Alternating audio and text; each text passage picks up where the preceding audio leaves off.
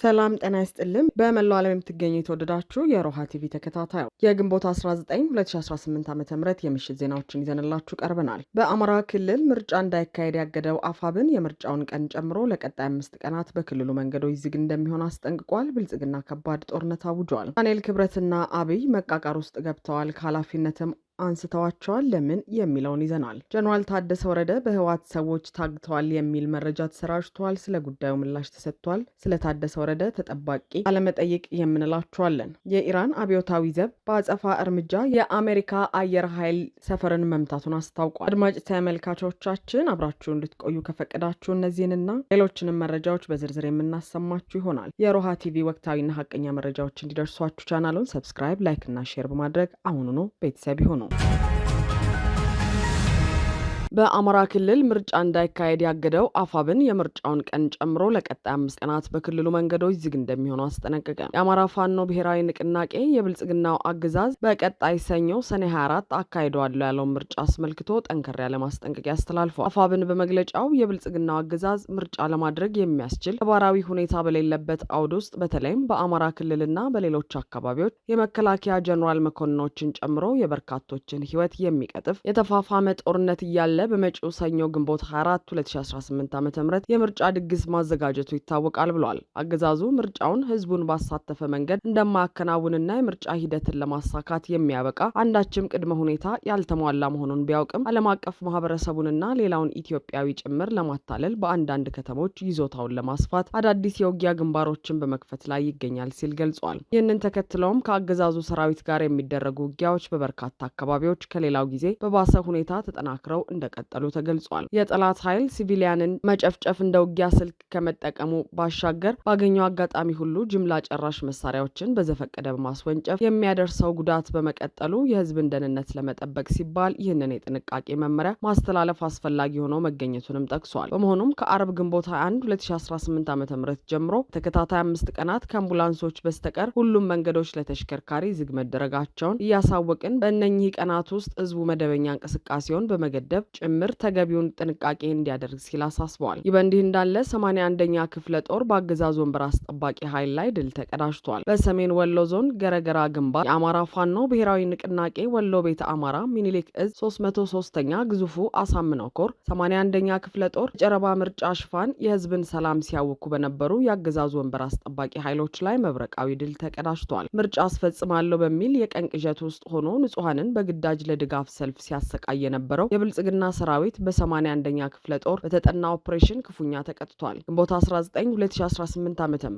ረፋዱን በተካሄደው በዚህ ኦፕሬሽን የአገዛዙ ኃይል አከርካሪው ተሰባብሮ 12 አባላቱ ሲደመሰሱ 17ቱ ደግሞ ለከባድ ቁስል ተዳርገዋል። በጦር ጠበብት የ81ኛ ክፍለ ጦር አመራሮች በተመራው በዚህ መብረቃዊ ጥቃት ወደ አግሪት አቅጣጫ የተንቀሳቀሰው የብልጽግና ኃይል የፋኖን በትር መቋቋም አቅቶት ወደ ቀበሮ ጉድጓዱ እግሬ አውጪኝ ብሎ መሸሹ ታውቋል። የአፋብን ወሎ ቤተ አማራ ሚኒሊክ እዝ የህዝብ ግንኙነት መምሪያ እንደገለጸው ይህ ኦፕሬሽን ህዝብን በኃይል ለፖለቲካ ቁማሩ ለማሰለፍ የሚንቀሳቀሰውን የብልጽግና ስርዓት ቅስም የሰበረ ነው። 81ኛ ክፍለ ጦር አናብስት አገዛዙ በንጹሐን ላይ የሚፈጽመውን እንግልትና የህዝብን ሰላም የማደፍረስ ሙከራ እስከ ወዲያኛው ለመደምሰስ በጽናት እንደሚቀጥሉ አረጋግጠዋል።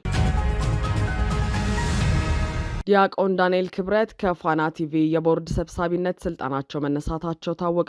የአብይ አህመድ አማካሪና የቅርብ ሰው ዳንኤል ክብረት ከፋና ቲቪ የቦርድ ኃላፊ ስልጣን መነሳታቸውን መሰረት ሚዲያ ዘግቧል። ከተቋሙ አንጋፋ ጋዜጠኞችን ጨምሮ ከ400 በላይ የሚሆኑ ሰራተኞች በተደረገባቸው አስተዳደራዊ ጫና ስራቸውን በግዴታ እንዲለቁ ተደርገዋል። ይህም በተቋም ውስጥ ትልቅ የሰራተኞች ቅሬታና የስራ ዋስትና ስጋት ፈጥሮ አልፏል ሲሉ የተቋሙ ባልደረቦች ተናግረዋል። ዳንኤል የፋና ብሮድካስቲንግ ኮርፖሬሽን የቦርድ ሰብሳቢ የነበሩ ሲሆን በዚህ ግፍ የተሞላበት አስተዳደር ምክንያት ከተቋሙ ሰራተኞች በተነሳባቸው ቅሬታ ምክንያት ከቦርድ ሰብሳቢነታቸው ተነስተዋል ሲልም ዘገባው አመልክቷል። በምትካቸውም የኮሚኒኬሽን ሚኒስትሯ ወይዘሮ እናታለም መለሰ ተተክተዋል። አብይ አህመድ የፕሮፓጋንዳ ማሽናቸው የሆነውና የጭፍጨፋ አጋራቸው ሆኖ የዘለቀው ፋና ቲቪ አይናቸው እያየ ከሚፈርስ ዳንኤል ክብረትን ማስቀየም እንደቀለላቸውም ምንጮች አክለዋል። የፈለጉት ፕሮፓጋንዳ የሚሰራበት ጦርነት ሲነሳ ጦርነቱን የሚመራላቸው ዝም እንዲ ዲል ሲፈልጉ ዝም የሚልላቸው ሀገር በጦርነት እየታመሰ ስለ ማሳና ስለ ቲክቶከር ጉብኝት ዜና የሚሰራላቸውን የሚዲያ ተቋም ከማስቀየም ይልቅ የተሰለቹትን ዳንኤል ክብረትን ማሰናበት ተሽሏቸዋል። የነጌታቸው ረዳ በሜዳው አስፈላጊ ሆኖ መምጣት የዳንኤል ክብረትን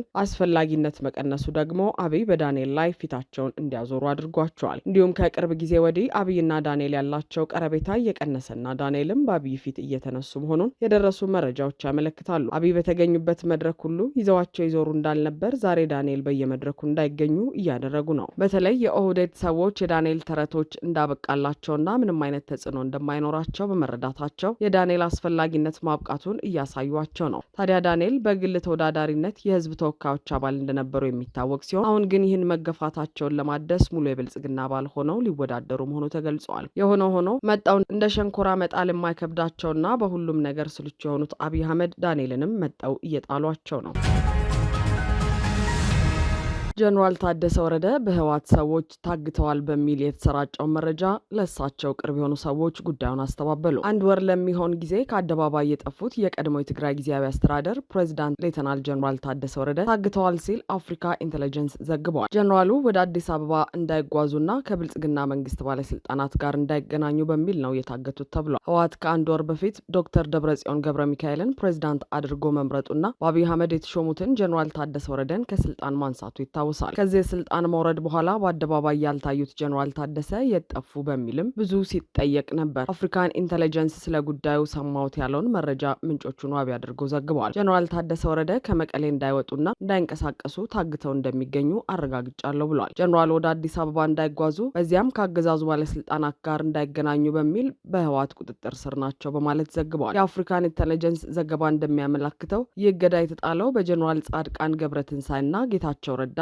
አሳሳቢነት ባለፈው ሳምንት በአዲስ አበባ ምክር ቤት መመስረቱን ተከትሎ ነው። የነ ጀነራል ጻድቃን የአዲስ አበባው ምክር ቤት ህወሓትን በአጭር ጊዜ አስወግዶ ክልሉን ለመቆጣጠር አቅዷል። ህወሓት ጀነራል ታደሰ ወደ አዲስ አበባ ኮብለው ከአዲሱ ምክር ቤት ጋር እንዳይቀላቀሉ በሚል ነው ጀነራል ታደሰን የቁም እስረኛ ያደረጋቸው ብሏል ዘገባው። ጀነራሉ ብዙ ሚስጥር የሚያውቁና ህወሓትን አደጋ ላይ ሊጥሉ የሚችሉ ሰው በመሆናቸው እንደሆነ ጋዜጣው አብራርቷል። ይህ ዘገባ ከተሰራጨ በኋላ ለሌተናል ጀነራል ታደሰ ቅርብ ነው የሚባለው ጋዜጠኛ ዳዊት ከበደ የትግራይ ጊዜያዊ አስተዳደር ፕሬዚዳንት የሆኑት ሌተናል ጀነራል ታደሰን በሚመለከት እየተሰራጨ ያለው መረጃ ከእውነት የራቀ መሆኑን አረጋግጫለሁ ብሏል። ጀነራል ታደሰ በእሳቸው ዙሪያ እየተነሱ ያሉ በርካታ ጥያቄዎችን በተመለከተ ህዝቡ የጠራ ግንዛቤ እንዲኖረው ለማስቻል በቅርቡ ለሚዲያዎች ቃለምልልስ እንደሚሰጡ አንስቷል። ዶክተር ደብረጽዮን ገብረ ሚካኤል ስልጣን ከያዙ በኋላ የፕሬዚዳንት ጽህፈት ቤት ቢሮ ከገቡ 4 ሳምንት ቢሞላቸውም የብልጽግናው መንግስት ጨምሮ ይህ ነው የሚባል የውጭ ሀገር መንግስት ተወካይ እንደ ፕሬዚዳንት ቆጥሮ እስከዛሬ ድረስ እንዳላነጋገራቸውም ነው የገለጸው።